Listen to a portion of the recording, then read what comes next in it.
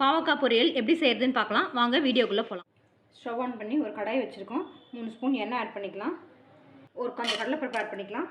கொஞ்சம் உளுத்தம்பருப்பு, கொஞ்சம் சீரகம் ஆட் பண்ணிக்கலாம்.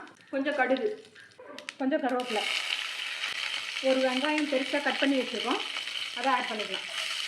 கொஞ்சம் கல்லுப்பு ஆட் பண்ணிக்கலாம். இதை நல்லா வதக்கிக்கலாம். வெங்காயம் வதங்கிடுச்சு.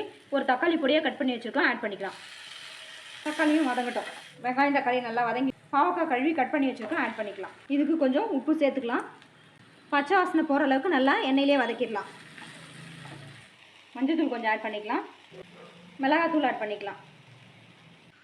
இப்போ இதுக்கு தேவையான தண்ணி ஆட் பண்ணிக்கலாம். உப்பு செக் பண்ணிவிட்டு மூடி போட்டு வேக வச்சிடலாம். நல்லா இந்த பாவக்காய் நல்லா வெந்துருச்சு. இதோட பித்தத்தன்மை நம்ம உடம்புக்கு ரொம்ப கெடுதல். அதனால் கொஞ்சோண்டு வெல்லம் ஆட் பண்ணிக்கலாம். வெல்லம் நல்லா சூடேறி அதோட சேர்ந்து பாவெல்லாம் சேர்ந்து நல்லா சுருண்டு வரும். அந்த நேரத்தில் ஆஃப் பண்ணிடலாம். நம்மளோட சுவையான பாவக்காய் பொரியல் ரெடி. இது மாதிரி இன்னும் நிறைய ரெசிபி பார்க்க நம்ம FRB கிச்சனை சப்ஸ்கிரைப் பண்ணிக்கோங்க. தேங்க்யூ.